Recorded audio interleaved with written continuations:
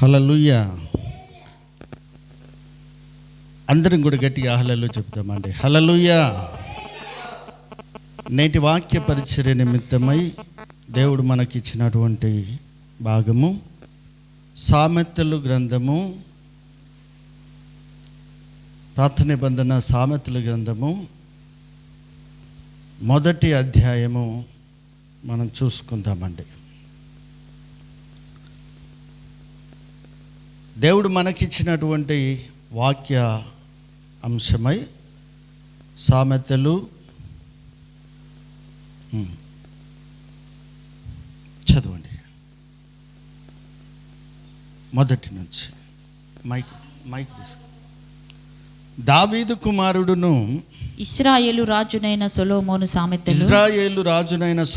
సామెతలు జ్ఞానమును ఉపదేశమును అభ్యాసించుటకు వివేక సల్లాపములను గ్రహించుటకును నీతి న్యాయ యథార్థతలను అనుసరించు బుద్ధి కుశలత ఇచ్చు ఉపదేశము నొందుటకు జ్ఞానము లేని వారికి బుద్ధి కలిగించుటకును వివేకము గలవాడు ఆలకించి నీతి సూత్రములను సంపాదించుకొనుటకును వివేకము గలవాడు ఆలోచించి నీతి సూత్రములను సంపాదించుటకును వీటి చేత సామెతలను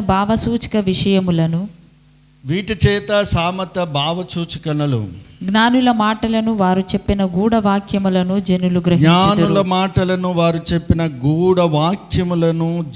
గ్రహించుదురు. చాలండి. హల్లెలూయా. అందరం గట్టి చెప్దామమ్మ. హల్లెలూయా, హల్లెలూయా. సామెతల గ్రంథములో దావీదు కుమారుడైనటువంటి సొలొమోను, రాజైన సొలొమోను రాస్తున్నటువంటి పరిశుద్ధ లేఖనాలు ఏంటంటే సామెతలు. ఆయన కీర్తనలు రాశారట, సామెతలు రాశారట, పరమగీతాలు రాశాడు, ప్రసంగం రాశాడు. హల్లెలూయా. నేను ఇంకొక చూశాను, ఆయన జ్ఞానగంధం అనేది కూడా గ్రంథాలు రాశారు. అయితే ఈ పరిశుద్ధ గ్రంథములో నుంచి మనకు ఏవైతే మనకు అవసరమో అయ్యే పొందుపరిచారు. ఇంకా చాలా రాశాడంట. 3000 సామెతలు రాసినట్టుగా బైబిల్ పండితులు మనకు బోధిస్తూ ఉన్నారు. అయితే దావీదు తర్వాత దావీదు కుమారుడైనటువంటి సొలొమోను రాజుగా అభిషేకించబడ్డాడు. ఆయన దేవుని చేత జ్ఞానాన్ని సంపాదించుకున్నాడు. దేవుని చేత జ్ఞానం సంపాదించుకున్న తర్వాత ఈ లోకం చేత ఓడిపోయి, ఈ లోకం తనను శోధించి 1000 మంది భార్యలను చేసుకునేటట్టుగా ఆయనను ప్రేరేపించింది. హల్లెలూయా. ఆ జ్ఞానము ఏమైపోయింది అని అంటే, జ్ఞానము పరుల స్త్రీలకు వెళ్ళిపోయింది. ఒక భార్యతోని ఏగాలంటేనే ఉన్నాయి మొత్తం రాలిపోయినాయి కదా. అంటే ఇది వంశపరంగా అనుకో, ఇంకోటి కాదు, నేను మామూలుగా అన్నాను. ఒక భార్యతోనే ఎంతో జ్ఞానం వస్తుంది, 2 భార్యలుంటే ఇంకా ఎంతో ఇబ్బంది. 1000 మంది భార్యలను ఏలినటువంటి సొలొమోను రాజు. ఈయన అభిషక్తుడు. ఎవరటమ్మా? అభిషక్తుడు. Is a అనెంటెడ్ person. ఈయన దేవుని చేత అభిషేకించబడినటువంటి వ్యక్తి. అయ్యో పాపం చేశాడు కదా, ఆయన రాసినటువంటి పరిశుద్ధ గ్రంథంలో ఎందుకు పెట్టారు అని అంటే, ఈయన అభిషక్తుడు. అభిషేకము తన పైకి వచ్చినప్పుడు రాసినటువంటి మాటలే ఈ మాటలు మనకెందుకు ఇందులో పొందుపరిచాడు అని చెప్పగా, మనము పడిపోకూడదని. ఆమేన్. హల్లెలూయా. మీరు పడిపోకూడదు, సభ్య సమాజం పడిపోకూడదు. సమాజంలో అందరూ కూడా జ్ఞానులు కావాలి. ఇక్కడ ఏమంటున్నాడనండి, జ్ఞానమును, 2వ వచనం, జ్ఞానము ఉపదేశమును అభ్యాసించుటకు. అభ్యాసం అంటే చెప్పాలమ్మా,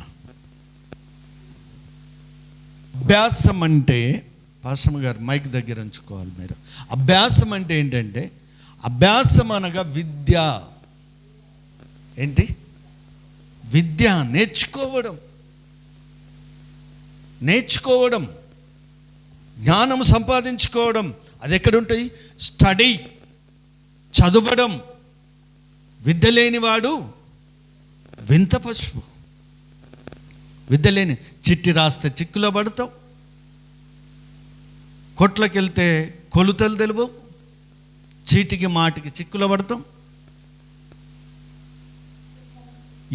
ఏదన్నది కూడా లేదు, అంతా కూడా మాయ. హల్లెలూయా. దేవుని వాక్యం తెలియకుంటే కూడా వాళ్ళ జీవితాలు మాయే, చిక్కులో పడుతూ ఉంటారు.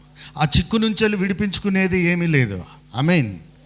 ఇందాక సోదరుడు ఒక మంచి మాట చెప్పాడు. ఏంటంటే, శోధనలో పడినప్పుడు శోధనను తప్పించుకునే జ్ఞానము కూడా దేవుడు ఇస్తాడట. ఆమేన్. హల్లెలూయా, హల్లెలూయా. ఈ జ్ఞానము సంపాదించుకునేటువంటి విద్య అంటే ఏంటి? ట్రైనింగ్. హలో, అందరం గట్టిగా చెప్దాము హల్లెలూయా. పడుకోవద్దు. ఇప్పుడు ఒక 40-45 నిమిషాలు. ఏంటంటే, మనమైతే చర్చికి వచ్చేటప్పుడు ఏ టైం కంటే ఆ టైంకి వస్తాం, కానీ టైం టేబుల్ అనేది అలాగా ఉండదండి. మీరు ఎంతో మిస్ అయిపోయాం. ఇక్కడ ఏంటంటే, జ్ఞానము సంపాదించుటకు అభ్యాసము కలిగి ఉండాలంటే, అభ్యాసం కలిగి ఉండడం అంటే మనం ఒక విద్యార్థిగా ఉండాలి. Your are student. ఎవరమ్మా చెప్పాలి? స్టూడెంట్గా ఉండాలి. మీరు విద్యార్థిగా ఉండాలి. విద్యార్థిగా ఉన్నప్పుడే మనం నేర్చుకోగలమని దేవుని యొక్క అదవుతుంది. అంతేకాకుండా